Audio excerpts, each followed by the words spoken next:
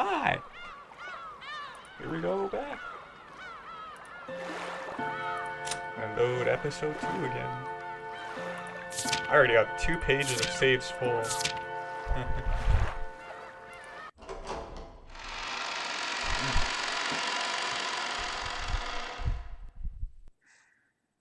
I might have to delete some later. Oh. What? What do you mean, separate rooms? So wait, you and George and Ethan stayed in different rooms on purpose? Yes. Is it really so strange? Jessica's cheeks had been stuffed with a chocolate-coated Shinsuko biscuit that Shannon had brought as a present from Okinawa. And it all came flying out at Shannon when Jessica cried out. Shannon, why did you even go on a trip to Okinawa? You were even alone with George Nissan. Well, he said there was a huge aquarium in Okinawa and invited me to go. And I like fish and stuff. No, that's not the point. We're talking about a healthy guy and girl going on an overnight trip, right? And you're saying there weren't even any hugs and kisses? And seriously, what's up with the guy and the girl staying in different rooms? As for kisses, no comment. But we did hug. Torsten's chest was warm. That's not the point. Jeez. Why do couples like this exist? Jeez. I can't take it anymore. From Shannon's point of view, it was an incredibly happy trip for various reasons, but it looked like Jessica found their pace to be pretty irritating. Okay. For a while, Jessica chewed her present, complaining about romance and pretending to faint in agony on her bed. On her bed. Shannon and George had chosen to go to Okinawa because there was a huge aquarium there. They did this because an aquarium had given them the opportunity to start going out. Since their relationship had started at an aquarium, having their first overnight trip also to an aquarium must have held some commemorative value. That's like a huge commemorative turning point. And your first overnight trip! How could you not make all kinds of progress there? But instead, you both got separate rooms? A couple taking 2 single rooms? Jeez. Seriously, what's wrong with you? But we are both unmarried. George-san says showing restraint is good manners for a couple. Like I said, the whole point of this overnight trip was so you could overcome that stage, right? You should be way beyond just kissing and hugging by now. Lady, I don't know what you mean by that. But George-sama was a real gentleman with me until the end. That is, I also wondered if those things would happen, you know. But even though we are going out, it's not like we're married or anything. I guess not. These things you seem to be expecting, should only be done after making a vow before God. What? Shannon's face got bright red. She made a circle with both hands, restlessly intertwining, separating, and making heart marks with them. Apparently, the dramatic progress Jessica had looked forward to hadn't happened, but it seemed to have been a very important experience for Shannon in her own way. In the end, whether Jessica was jealous of Shannon or made fun of her, it didn't change the fact that Shannon had a huge weight on her. I want a boyfriend too! I can't believe you got ahead of me. Even though we promised that we'd find boyfriends at the same time, you beat me!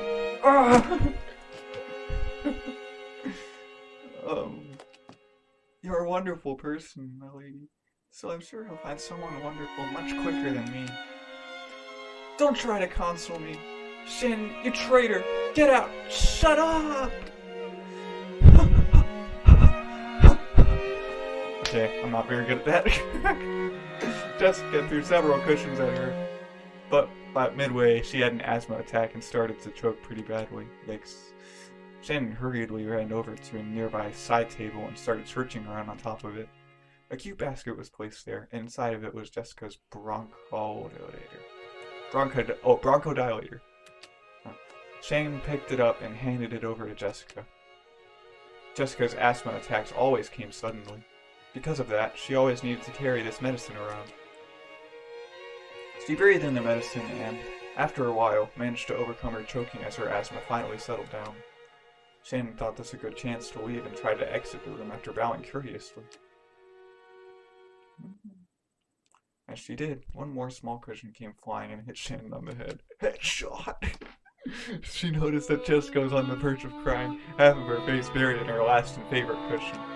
That face was red and weak. My lady? Shannon, be honest with me. Is my hairdo and stuff weird? What? Oh, what are you saying? I think your hair is very beautiful. Batter's just a jerk, Jessica. then, are my eyes strange? Or maybe my nose? Or is it the way I talk after all? Is that why I can't get a boyfriend? Of course not. Milady, you are wonderful enough as you are. And I think your charm will keep on increasing more and more from now on. But I'm only the one... But I'm the only one who can't find a boyfriend. Oh, but I'm the only one who can't find a boyfriend. Saku and Hina managed to get boyfriends, but only I can't. Is it because I don't have any charm after all? You know, everyone says they'll bring their boyfriends to the cultural festival. And I was so sure I'd have a boyfriend before then, so I started bragging. There's no way I'll get a boyfriend. I'm the only one. Before she realized that Jessica was shedding huge tears. Jessica didn't really feel like crying, and of course, she felt like supporting Shannon's progress in love as a friend. I wanted to say fiend for some reason. I don't know. Friend. However, as she had cheered Shannon on, her true feelings had suddenly gotten mixed in, and she couldn't help but shed tears. Shannon understood Jessica's innocent and easily injured heart. The rough style of speech Jessica usually used was all just an attempt to protect that fragile heart. As a daughter and successor to the Shiramaya family, and as a girl isolated in Rakantima, the only person she could expose her true feelings to was Shannon. Shannon understood that, so she strongly regretted acting smug, even if it was only a little. Sorry. I'm so weird, crying like this. Sorry. You are a wonderful person, my lady. There's no way you won't find a wonderful man. Shannon, it's about time, right? If you don't go quickly, Genji-san and Mom will get mad. I'm just fine, so hurry up. Sorry for crying like this. I'm such a moron. Jessica faced away, acting as though she didn't really want to trouble Shannon, waving her hand as though chasing Shannon away. Shannon took that as a sign that Jessica didn't want to be bothered anymore, bowed her head, and left the room. Oh. When Shannon's footsteps disappeared into the distance, Jessica lay down on her bed, still hugging a cushion. Her expression was still a little meek, with tears in her eyes. But for the first time in a long time, she had a very, very quiet and honest conversation with her heart. I also want to fall in love.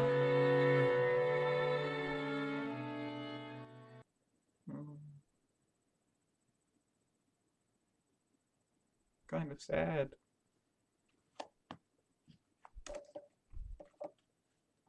As Shannon happily watered the flower beds in the garden, she sensed someone's presence.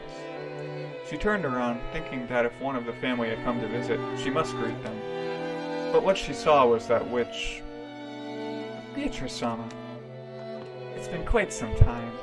How are you? Has your relationship with the one you love progressed since last we met? As Beatrice sat on the rose arch, she happily blew in her pipe. Sitting in a place like that would crush the roses, and it might have been dangerous if the arch fell over. But this was a witch, after all. Showing concern for her safety was probably a waste of time. Yes, thanks to you, it's going smoothly. Naturally, the effects of my magic are immediate. Perhaps you feel your meeting was a predetermined fate. However, that is a mistake. Don't even think fate has anything to do with it. I understand that. The witch was calling attention to something. Two things, actually. First, that Shannon's relationship with George was a fate that would be absolutely impossible under normal circumstances. Second, that the power of the witch was great enough to overturn that fact. Shannon had just gotten wrapped up in those sweet days, and had started believing the illusion that all fate revolved around her. But she remembered the witch's words. Originally, her relationship with George had been impossible. No, it might be impossible in the future as well. Sorry, please forgive me. It's just like doctors. You cling to them when you're worried about your health, but after you're healed, you forget even to thank them. I've never been thanked as a witch, so I couldn't help acting a little rudely. Forgive me. The gratitude I feel has never slipped my mind. It's thanks to your power that I was able to achieve happiness, Beatrice Sama. And without that power, the fate that brought me and George Sama together would never have happened. I have never forgotten that. Sorry. It's not like I came here to bully you. Being rude is just part of my personality. Do forgive me. More importantly, I heard. So you went on a triple one with him. I imagine it must have been quite fun. Yes. It was very, fun. Shannon's face suddenly lit up. The witch laughed lightly, as though amused by the speed of that transformation. Already, the one you care for is more than the object of one-sided love. You are a pair of lovers now. When two people are filled with love, nothing else is needed to establish a complete world. Perhaps you could call that a wonderful, ideal world. Even witches would be jealous. Beatrice laughed pleasantly. That smile made her look as though she blessed the lovers' rendezvous formed from the bottom of her heart, without a trace of malice. After that day, Beatrice had shown herself before Shannon every once in a while. Even now, Shannon thought of her as an unsettling being.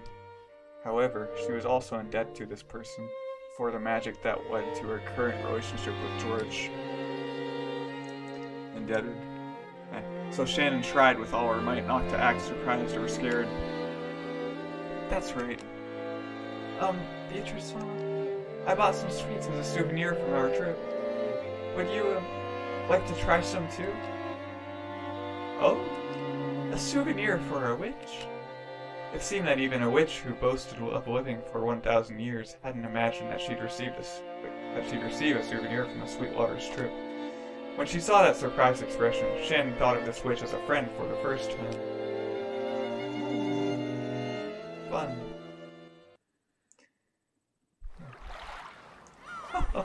An Eastern cookie made from wheat flour and lard. To wrap that in Western chocolate is truly a blending of the Japanese and Western styles, the Silk Road of sweets. What? What's so funny? Oh, look at her face. Nothing. My apologies. This witch, who surely held a terrifying power, was chomping down on sweets one after another, making it sound like a squirrel stuffing walnuts into its mouth. After a while, Shannon couldn't conceal her laughter. A good meal. I should serve you some dulce vita from Nero one of these days. Roses are the symbol of eternal love. Probably like dulce vita, I don't know, man. I believe a rose dulce would be appropriate for you now. The witch was in a great mood, fully enjoying modern candy. Here. I truly am grateful. I believe you've done more than enough for me already, so I'm returning this. The thing Shannon had softly set on the table was a gold-colored butterfly brooch. There's no need to return it. If you continue holding that, your relationship should remain firm in perpetuity. Maybe it was the power of magic that brought us together, but I think only the two of us working together can turn that into something that lasts forever. Love and roses are the same. Too much fertilizer causes the roots to rot. Some flowers cannot be raised without hard work. In that case, do as you wish. You may wear it or keep it in a box. That is my goodwill, given to you. Having you return it to me won't please me at all. My apologies. That's not what I... No harm has been done. That brooch is already yours. Brooch? If you treasure that proof of our friendship, it would indeed bring me some comfort. You may hold on to it and gain its benefits, or you may keep it in a box. If you wish, you may even give it to another who is worrying about love. or you could simply treasure it. Of course, it would pain my heart if you wasted it. According to Beatrice, she had appeared several times in the past in response to a person's summons to give them some tool imbued with magical power. However, when most people used that power to resolve their worries, they quickly grew unsettled by it, forgot their former gratitude, and threw away the tools they had been given with disgust. So, it is quite rare for me to be thanked for my goodwill. In fact, this might even be the first time. The witch laughed heartily, but it looked like a sad laugh in Shannon's eyes. She herself had been like that in the past. No, maybe she was still like that now. Beatrice was definitely a witch, with a strange and terrifying power. Most people probably wouldn't want to stick around her if they could help it. Surely, even those who had relied on that strange power sometimes felt fear rather than gratitude as a result. It must have deeply hurt the witch to have that happen over and over. Since the time she had started thinking that way, Shannon had tried to stop being frightened of Beatrice. This was surely something that had tormented the witch for over 1,000 years. Maybe she really liked those sweets. Beatrice, who normally spoke abusively, praised the black tea that Shannon served her and looked to be in remarkably high spirits. After doing that for a while, the witch and the servant grew animated in their discussion of the trip with George. The things Shannon actually knew about Beatrice were surprisingly few. First off, she was a ghost-like being who appeared in unexpected places, at unexpected time, unexpected faces, and it seemed that not everyone could perceive that she was there. I don't know. Apparently, everyone has something called a wavelength, and the ability to perceive witches varies greatly among different people. Only Shannon and Kanad could interact with her enough to exchange words like this. There were a few people who could sense her presence, but most people couldn't even feel that much. From what Beatrice said, Kraus and his wife in particular had zero magical talent, and no matter how much she followed them around, they would never notice her. Once earlier, when Shannon messed up and Natsui got really mad at her, Beatrice had started playing around, hitting Natsui on the head with her pipe. I see. Natsui doesn't notice a thing.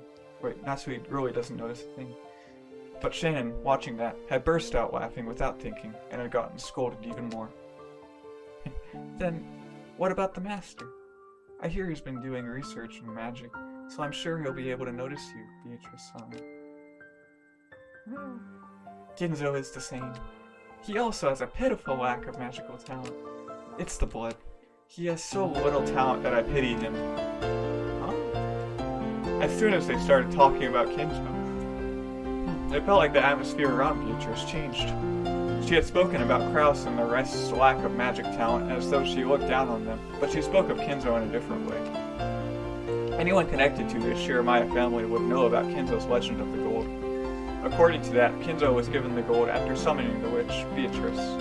In other words, she must have had some kind of relationship with Kinzo. That was because he succeeded despite having not even a scrap of talent.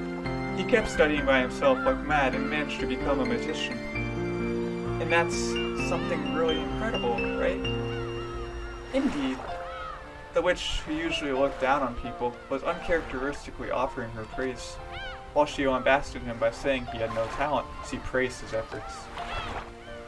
And then, the master summoned Beatrice-sama with the power of magic. Indeed. Well, I only answered the summons on a whim. After all, in this period where magic has long been denied, here was a man who was without a scrap of talent, yet so desperate to succeed. I thought I'd drop by and poke some fun at him, and that's when my luck ran out.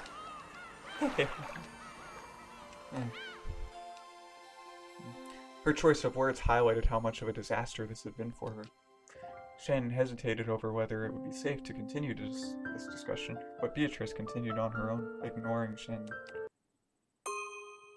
After all, his contract did have a proper format and set of rules. Various procedures were mixed up, but, well, in deference to his enthusiasm, I graciously accepted it. Then, I gave him a mountain of gold.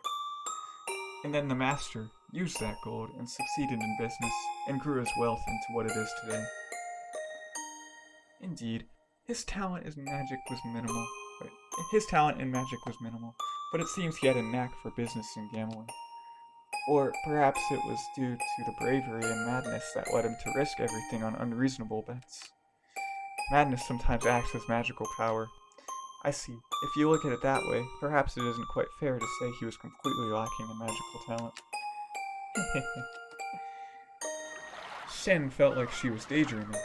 While everyone in the Shiramaya family, they missed the R in Shiramaya right there, knew the story of how Kinzo idolized black magic, summoned a witch, and received the gold. In actuality, it was all rambling that no one believed him. And now, Shen was having the story confirmed by the witch herself. She felt a little flustered by this incredible secret that only she knew. Once Kinzo gained his vast fortune, he could realize every dream that can be satisfied by objects obtainable in the human world. And in the end, he searched for the truth of this world. The truth of this world? The single element that makes up the world. Kinzo, who had gained everything one can obtain in the human world, searched for that, the final desire humans seek. The single element. She seemed to remember the witch using that word before. When Beatrice saw Shan trying to remember what that was, she laughed bitterly, waving her hand and saying there was no need to worry. I underestimated Kinzo just a tad. I truly didn't expect him to display such power. And thanks to that, I'm in this state. I've been sewn in place on this island for several decades now, without even a friend to drink tea with. No matter whom I try to talk to, my voice doesn't reach them, and no matter where I go, I cannot do anything. Such boring decades. As she laughed in self-derision, she tapped her teacup with her finger. It made the light sound of pottery. Shen didn't know whether the word self-derision was really an accurate expression to describe the look on the witch's face. Shen didn't understand everything, but she could more or less figure out the situation. And it was probably a topic that she couldn't press the witch on easily, not unless the witch started talking about herself. To sum up everything she had said up until now, Beatrice, who had been summoned by Kinzo's magic, could not leave this island for some reason. And she had lost her power and her form, living her days in boredom. During that time, her words had reached Shannon, who never forgot to show sincere respect for the witch. And Shannon had helped the witch regain her power, if only a little bit. As a result, it was now possible for the witch to drink tea with Shannon like this.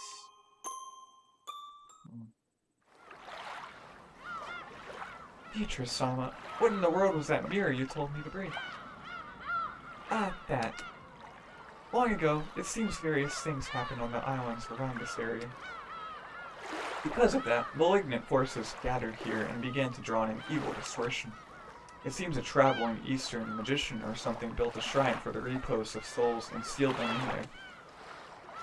That in itself has nothing to do with me, but unfortunately, that magical power rested on a different foundation than mine. It created a strong interference with my magic and was extremely bothersome. Is that how it was? And I just assumed it existed only to seal you, Beatrice-sama. Only to seal you. I was not its target.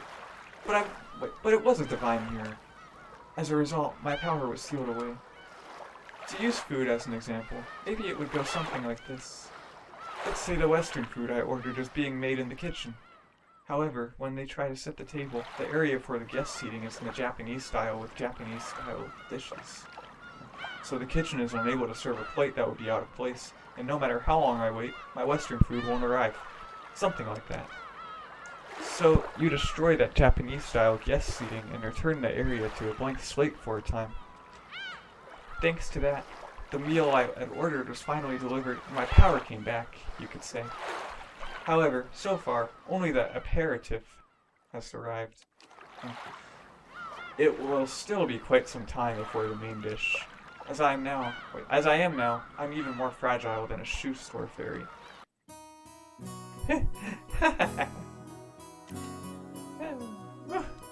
What's so amusing? Nothing. I just thought your metaphor was pretty funny. I never would have thought to use a story about food as a metaphor for magic. I thought it a rather skillful comparison, but I certainly didn't expect it to be laughed at. I'm a bit offended. A slightly sulky expression rose to the witch's face. It wasn't a strange expression at all to be appearing on the face of some friends as they enjoyed their tea. Although I may not look it, I was known for doing extremely brutal things in the past. I've gotten soft. Now I can even have a foolish discussion while drinking tea with a human. She was probably talking to herself. As Beatrice gazed at the seabirds tracing the horizon, she put her tea to her lips again. The clouds have come out. When the ocean loses its brilliance, it's nothing more than a gray puddle. You think so? I think the ocean is a beautiful deep blue, even when it gets cloudy. Maybe the witch noticed the deep meaning behind Shannon's words. She laughed lightly and set down her empty teacup. It seems those things buried in your eyes aren't black pebbles anymore. How is it? Do you see how it feels for furniture to be reborn as a human? Yes. I never knew the world was this kind. Since the start of her relationship with George, Shannon's face had grown brighter more often. Her smile had made everything go smoothly, and had even changed her fortune. Shannon made less mistakes in her work than she had before, and the family members' opinion of her was slowly starting to change.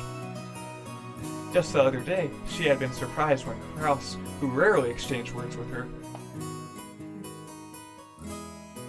had suddenly started talking to her. You've been wearing a splendid smile more often lately, haven't you? Has something good happened? No, but every day is fun, yes. Wonderful. It goes without saying that coffee is more delicious when poured with a smile. Could I ask for that smile once more? Yes, sir. That had become a chance for Shannon to gain confidence in herself. Of course, it didn't go beyond her own heart, and it wasn't so big a change that anyone would notice. But she had begun to change, bit by bit. Shannon understood it clearly. Knowing love was the same as gaining a soul. The same as being reborn from furniture into a human. Reborn. There was absolutely nothing mistaken in Beatrice's words. By knowing love, Shannon had learned what it was to be human. These have been unusual snacks. It was time well spent. It's probably about time for you to return to your work. So let us end our tea party now. After all, it seems a certain person doesn't like seeing us drink tea together. Huh? The witch gripped a teaspoon and flipped it with her fingers, sending it up in the air. After that, it was launched by the fingers of some invisible person, and flew straight into a nearby bush. Is it who I think it is? Ken, what? The bush shook violently, and Kanan came out. It seemed he had been there for some time, watching their tea party. The spoon was gripped in his hand. If he hadn't caught it in an instant, it might have hit him hard in the forehead and caused him to start oozing blood. Oh. Do not worry. Our tea party's over now, Kanan. How long were you there? If you had called to us, I'd have poured you some tea too. I imagine that you didn't want to interrupt a pair of women talking, right?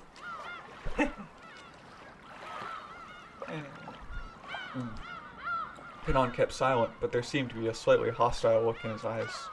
On the outside, he acted with respect, but unlike Shannon, Kanan did not trust the witch. When Beatrice hit the table with her pipe, the tea set turned into gold butterflies, which flew upwards all at once. They then scattered in every direction, and the cleanup was already done. It was fun, Shannon.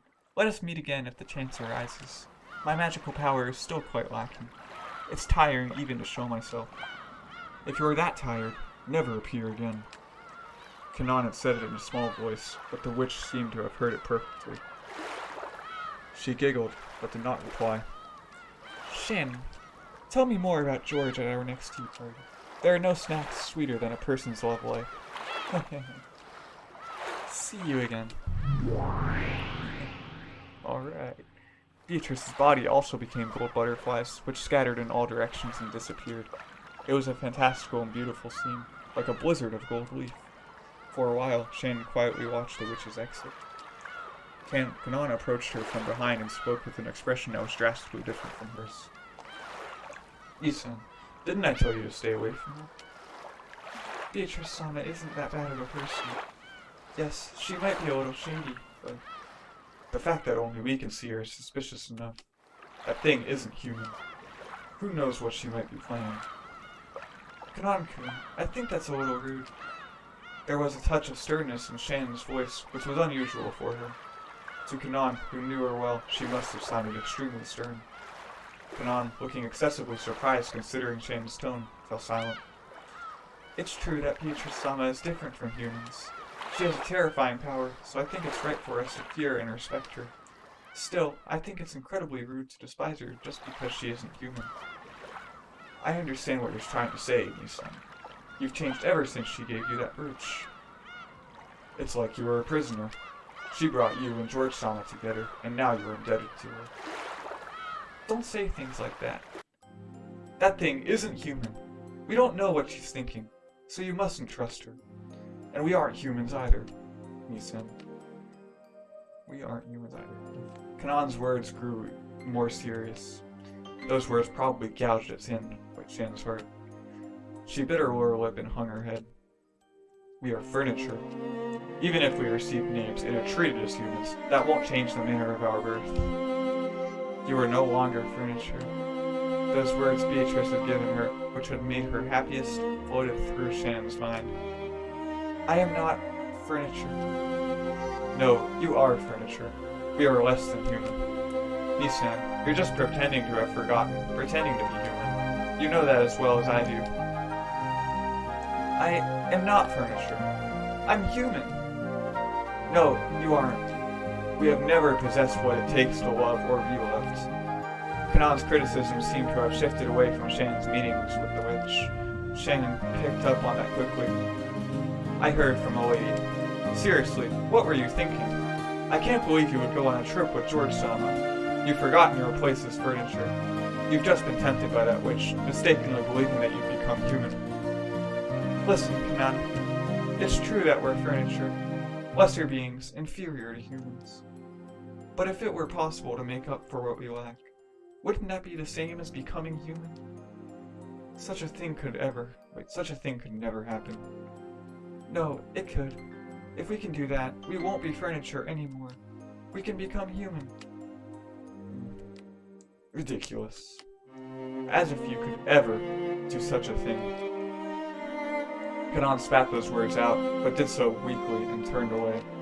He was probably giving up. After all the suffering he'd undergone during those days he lived as furniture, his heart was firmly sealed. You can do it too, Kanan-kun. You can become a normal human. Stop it. That's the witch talking. Yes, Beatrice Sama taught me. By obtaining the single element of this world, we can become human. Or rather, nobody's human if they don't have that. That's why people spend their entire lives trying to gain that single element. I don't understand what you're saying, Nisan. I don't want to listen to ranting. Then I'll teach it in a way even you can understand. Look, see what I'm pointing at? Shan quietly pointed at the sea, towards the horizon. Kanan didn't understand what she meant, and couldn't do anything except look between the horizon and Shan's expression, which seemed to be posing a riddle. The sea. Kanan-kun, what color does the sea look to you? It was an extremely simple question. For a while, Kanan tried to guess at the meaning behind it, but he couldn't think of anything, so he answered obediently. It's a hazy, dark gray color. So what? Objectively speaking, the sea laid out beneath the cloudy sky could probably be described best by Kanan's words. But as Shannon closed her eyes and smiled, she shook her head slightly. It looks deep blue to me. Is that what you mean? Like how Japanese people use the word blue to refer to a green traffic light? No. The sea is deep blue. If I understand and you don't, then that's the difference between us. Kanan bit his lower lip and was silent for a while. I don't understand. Kanan-kun, would you stick out your hand? As Kanan was taken aback, but unable to understand what she was saying, she took his arm and opened the palm of his hand. Shan softly said something there. It was that magic brooch which she had received from Beatrice.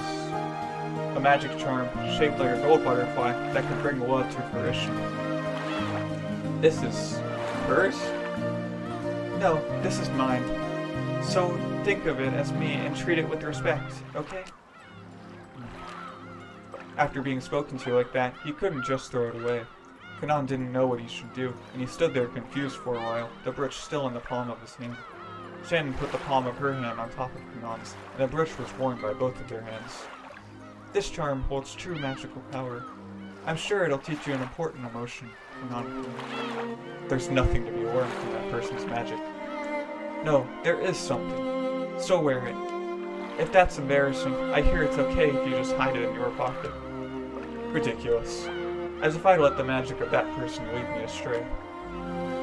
Even as he said that, Kanan couldn't be cold-hearted towards something Shannon was urging him to take. In the end, Kanan took it and agreed reluctantly, saying he'd prove that he wouldn't surrender to the witch's power. Shannon smiled and nodded back.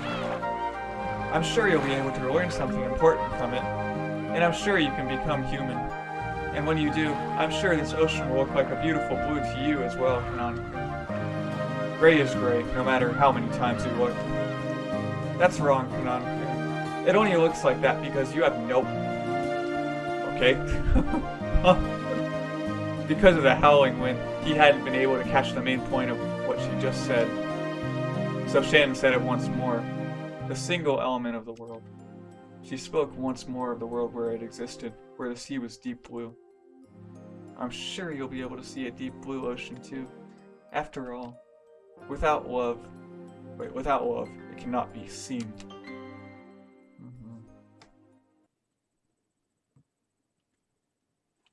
Huh. Who is that? It is Kanan, Master. It was rare for Kinzo to leave his study. However, the fact that he didn't mean his noble research had been suspended. He may have left the study because of a change in mood, but that didn't mean the thoughts filling his head were any different from those he had while inside the study. Kanan knew that no matter what the time, speaking to Kinzo when he didn't want to be spoken to would always disturb his research. It's cloudy out there. Will it get worse? Yes. According to the weather report, it could rain at any time. Shall I bring an umbrella? It will not come to that. Leave me alone for a while. If my children ask, say that you do not know where I am. I am busy on a journey through my own thoughts. Certainly. Then, if you would excuse me. Before Kanan finished bowing, Kinzo had already returned to his own world, having forgotten Kanan's presence completely. And once again, he began rambling to himself. Amidst those words, the name of that witch popped up many times. Oh, Beatrice, my hand will not reach to a smile. What can I do to revive you? What can I do to make you smile at me once more? My nose itches a little bit. What is lacking? My research, my materials, my catalyst? Or is it magical power, or luck, or an oracle? Oh, Beatrice, what can I do to see your face one more time? Oh. As Kanan listened to his master's weeping voice with his back turned, he turned around just once. When he did, right behind his isolated old master was the shadow of a person who shouldn't have been there. It was the witch. At once, thinking that the witch must be plotting to do Kinzo some harm, Kanan dashed back to Kinzo and tried to form a shield with his body. But when he saw the expression on the witch's face, that emotion of his vanished. After all, Beatrice's expression was sorrowful, or maybe pitying. You fool, Kinzo. Can't you see me, even though I am here? Ah, jeez.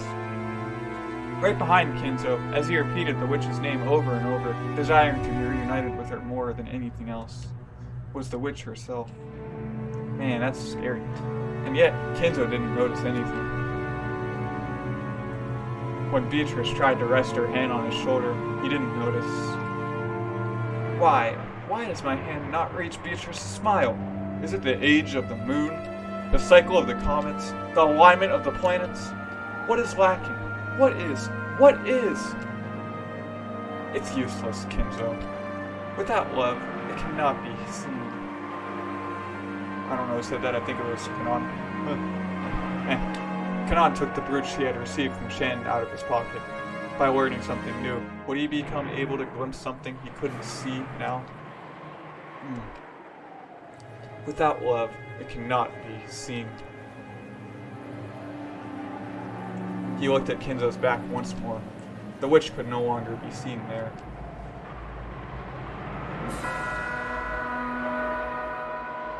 Oh.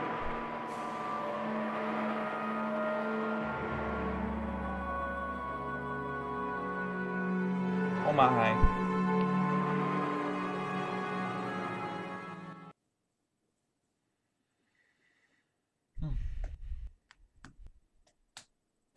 Ooh. Okay.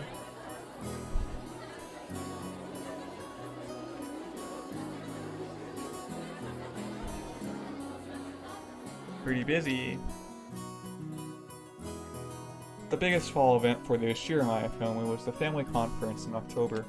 But to Jessica, there was another major event that came before that, the school cultural festival. Jessica liked school. To her, it was a place where she could let out the stress she built up from the rigid lifestyle she was forced to lead at home. For today's cultural festival, she formed a group with her friends, and had announced that they perform some light music on a temporary stage. She had prepared and practiced for this over and over until today, always anxiously awaiting this day's arrival. But there was one thing that worried her. She looked at the day. She looked at the clock, and there was still a little time, but she felt uneasy. Would that person really come?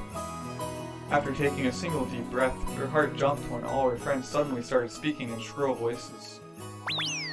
No way! Hina's boyfriend! Isn't he? Rin's boyfriend looks really smart. Is it true that guys are glasses piece? No way, my husband will be a pretty boy.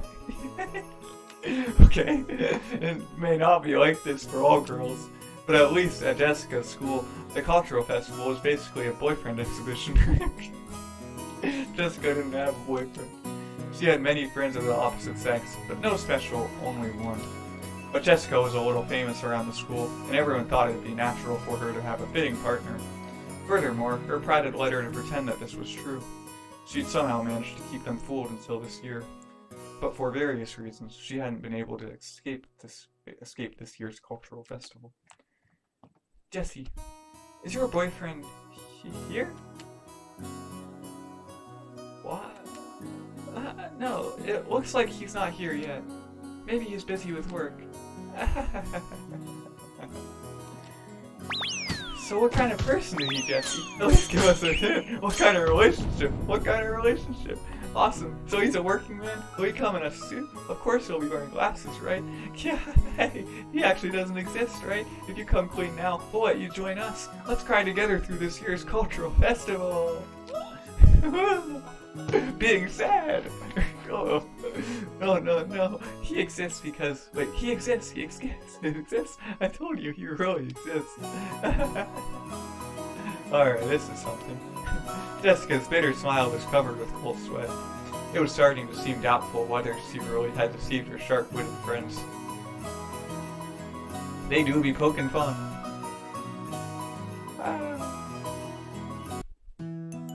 Okay. Then how about making a fake boyfriend and taking him with you? No! What? Fake? Who? I can't think of anyone who'd do that. Shannon's ridiculous plan surprised Jessica into hysterics. Even so, it was probably more realistic than the crazy methods running through her head about getting a boyfriend in the big rush before the cultural festival. For example, what about Kanan-kun? Kanan-kun? No way! Anyway, I'm sure Kanan-kun has work on the day of the festival, and I don't want to bother him.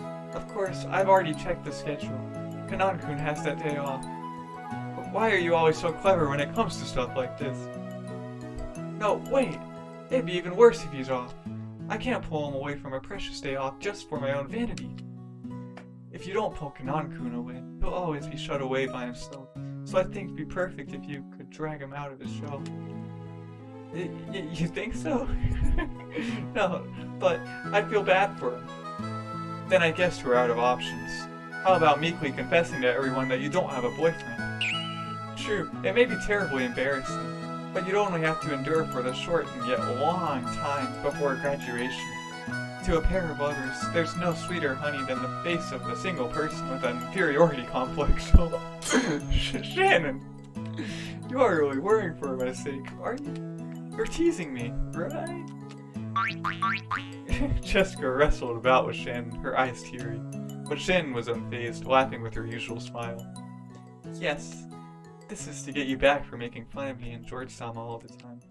Listening to Shannon's comeback, the likes of which didn't happen even once a year, Jessica hugged her cushion and rolled around on her bed, pretending to faint in agony.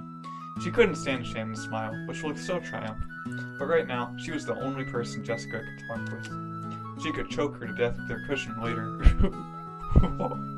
Is it really so bad, my lady? It's a cultural festival, but it's also a chance for you to have fun with Kanan-kun.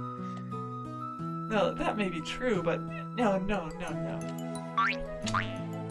Jessica buried her head in her favorite pillow to hide the fact that her face had grown bright red, and she grumpily chewed the fingernail on her thumb. It really was a reaction to be appreciated. Shannon and Jessica were about the same age, of the same sex, and friends, and they were both right in the middle of puberty. They could never talk enough about love. That's why they could talk freely about these topics to each other. So Jessica had heard a lot about how Shannon and George's love was progressing, and Shannon had kind of heard a lot about what type Jessica liked, what kind of man she might be interested in.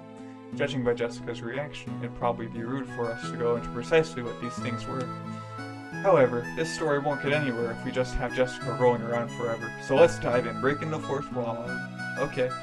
Jessica had been thinking about Kanan ever since he'd shown up. It was extremely rare for young men to visit Rakajima, so maybe it was natural for Jessica, a girl in puberty, to develop an interest in Kanan. But if anyone said that, it would destroy the romantic ideals of a maiden's pure heart and love at first sight. Shannon had been with Kanan a long time at the orphanage, so she'd known him since before they started working. So Jessica had asked persistently about what his hobbies were, what his favorite food was, what type of girl he liked. Even to Shannon, it was clear that Jessica was infatuated with Kanan. Come on.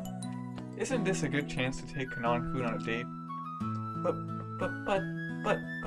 Kanan-kun might also have someone he likes, so... Wouldn't he take it badly if I made him go with me just to show off? People who aren't honest with themselves, like you, are... What was that word I learned from George-sama? That's right, I think it was Sundora. Apparently, they'll be all the rage in a decade or so. Wow, George Nissan sure is incredible, managing to foresee future trends like that. Awesome. No, wait, are you saying I'm living in the wrong decade? Wow, I give up.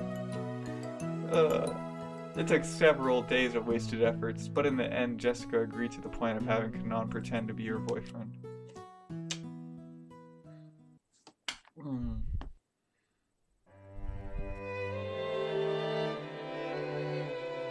Alright. Yes, lady. Did you call? Jessica regretted calling out at such a bad time. Kanan always looked sullen, but he had some bad days and some better days. Unfortunately, this reaction was the former.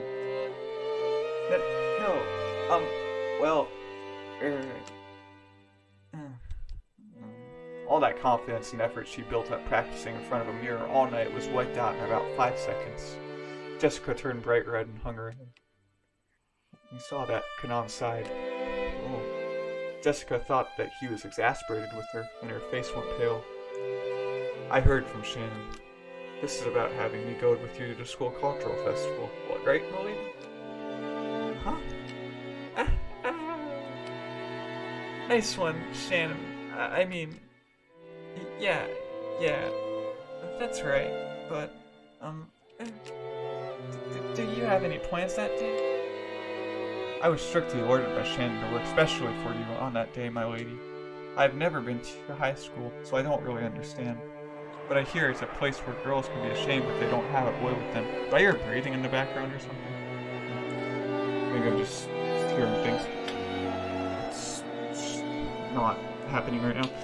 And I was given special orders to see to it that the daughter of the Shiramaya family is in no way inferior to the common people.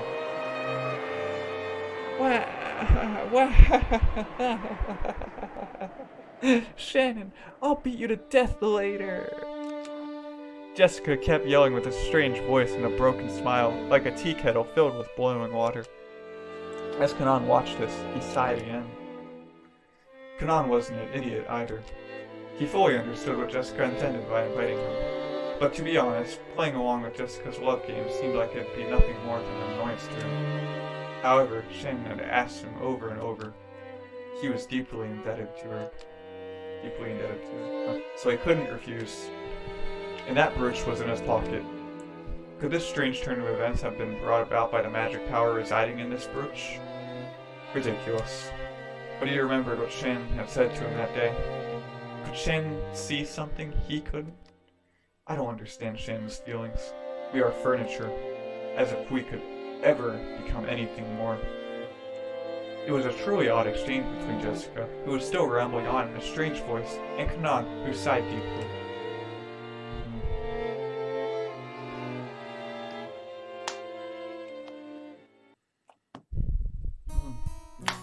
Jessie, someone's here. Didn't you hear? Sorry. Who is it? Well, as my friends all gathered together, they were looking this way with hard-to-describe expressions, whispering to each other in small voices that weren't small anymore. My attempt to play dumb felt pretty transparent, even to me. Did I really just say, sorry? Who is it? Like, I don't know who just showed up. It's useless. It's useless. My mind's going blank. Oh my goodness, what a guy! Oh jeez! No way, that's Jesse's boyfriend? He's so cute! Wait, he's real? No way! Seriously? Jessica, you traitor! He's incredible! He's younger. I never heard he was younger. Where's Jesse's boyfriend? She really isn't a little kid's bro. What the? Hey! Are you late? I didn't know where the entrance was. What is happening? I must apologize for my tardiness. Right, that outfit looks really good on you. Shannon said normal clothes wouldn't do, so we went and brought this the other day. Okay. Does it look strange on me? Dude, you look awesome. That's not true. Shannon, when I get back, I'll promote you to 2 levels. I feel like everyone here is a girl. It's uncomfortable. Yeah, it is. Isn't it? Come on, let's not hang around here. Let's go to the stage, okay? Because I'll be up pretty soon. Come on. Jessica seemed just as uncomfortable. It looked like being made in everyone's interest in cases was hard on her. The music was going hard too. When he saw Jessica's appearance, and I thought you might have made things difficult for her by coming. I get the feeling I'm getting in the way. Am I being a burden? I told you. No way. I told you, no way. Please tell me at any time if I start getting in the way. Yeah, no way, he calls himself Poku. There's no way you'd get in the way, Kanan-kun. Yeah, she calls her boyfriend Kun. What would you like me to do, m'lady? No way, she makes him call her m'lady, like a butler. Oh gee. No, you can't call me m'lady today. Is that so? As you wish, Jessica-sama. Yeah, she's trained to call her Sama. Sorry, Kanan-kun. Could you close your eyes for just 3 seconds? Yeah, a kiss! It's a kiss! She's gonna kiss him! Oh my goodness, the thunder sound. As you wish. Oh, thanks. Oh, okay. Oh, slam crash. Oh, okay, that's a lot. What the? By the time Kanan opened his eyes, a horrible tragedy had occurred in the room. Everyone had been driven into the walls, their arms and legs outstretched. Jessica had slipped her brass knuckles back into her pocket before Kanan's eyes opened. Anyway, let's go over to the stage. Our turn's coming up soon, so take a seat and wait for a bit. Because we've got to get ready. Go straight to the end here and you'll see a temporary stage. You'll know where to go. Please wait there. She pushed Kanan's back as she seemed to be having trouble moving herself and chased him out. Even though Kanan was confused by Jessica's attitude and her panicky state, which he'd never seen before, he followed her instructions and headed in the direction she had indicated. After seeing him off with an awkward smile, Jessica slammed the door shut and yelled loudly. There you go. You saw, right? You saw that. Are you happy now? Sucks for you. I lost the bet. I was sure Jessie didn't have a boyfriend. Are you sure that was her boyfriend? I'll bet she's just abusing one of her servants, right? Well, I nailed it. One of Jesse's boyfriends. Incredible. Shut up. Come on, let's get ready. When Jessica took the brass knuckles out of her pocket again, everyone energetically returned to their tasks. Just guessed it right there. Kind of. I don't know. Something's been arranged here. That's interesting. Seems fun. I might have time for a little more.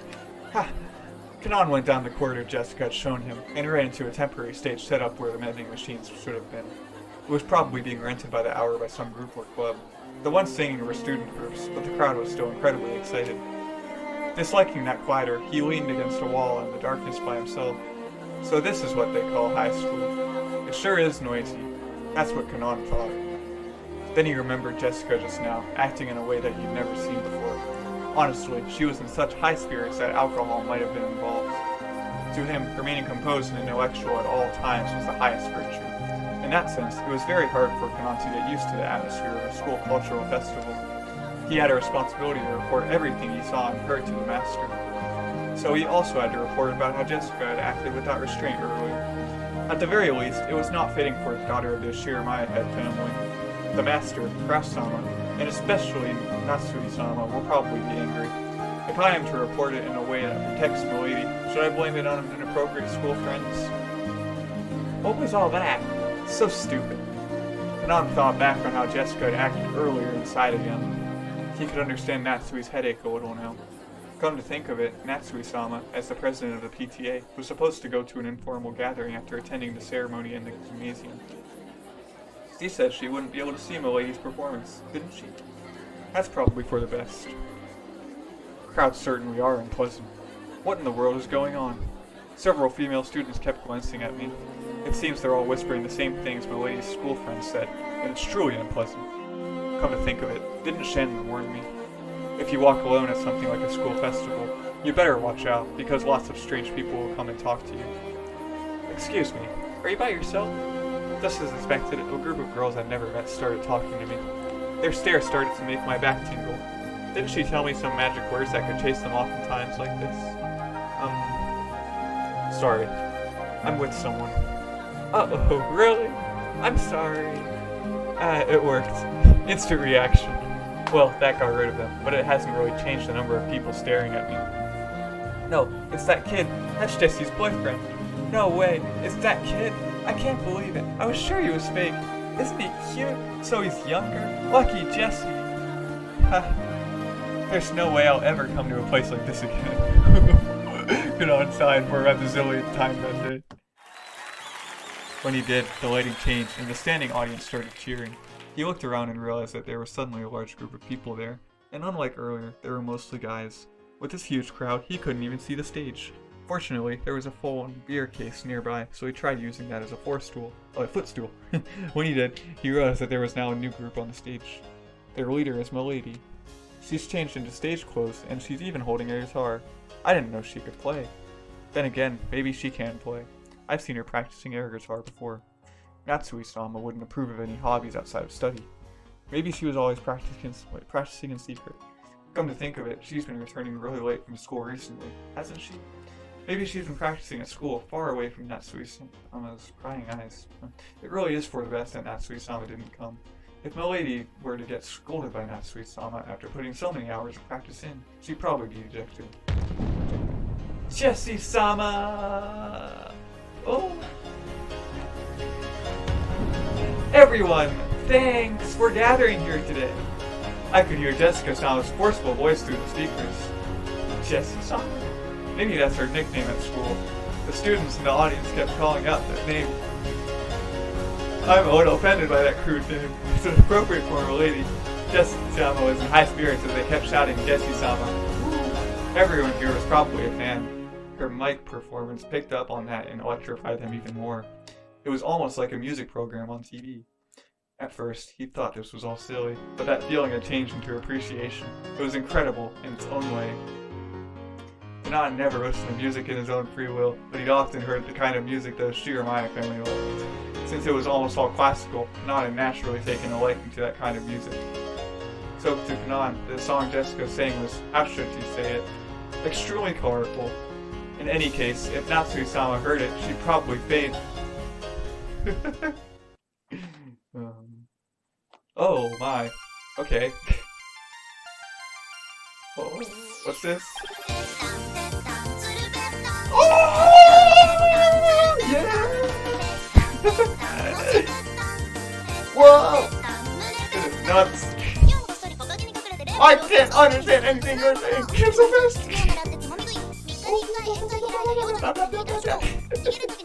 Oh, this is great. But everyone looked like they were having a really good time. Some diehard fans, who had even brought pen lights, sang along and danced crazily with the same movements, almost as though it had been planned ahead. On the stage, Jessica also sang enthusiastically, dripping with sweat.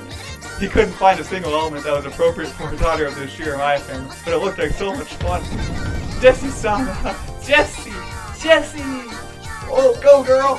Again, today, behind me, the sound of footsteps. Oh yeah, Shiro-sama is stalking me. Curses, disappearances, sacrifices, torture. Okininakushi. I think these are lyrics. Oninakushi. Onikakushi. Plus that making good sense. Don't sing, Marissa!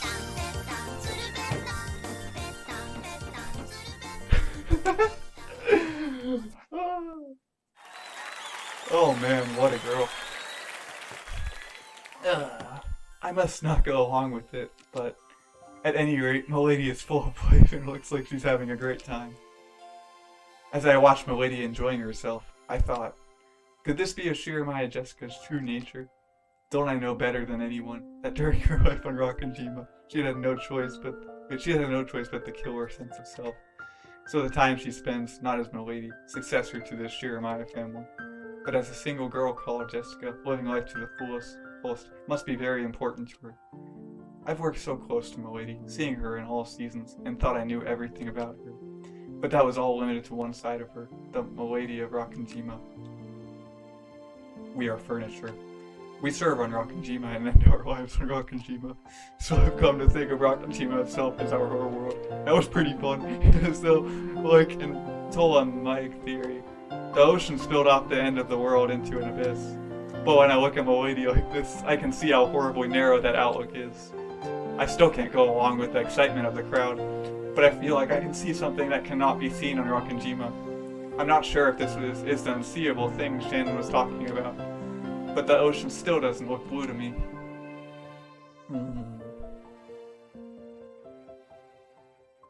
Alright, here we go. I think I really know how to have fun.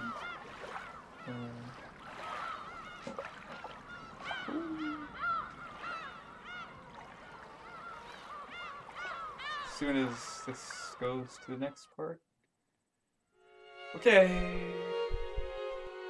Oh, alright, that'll be it for today.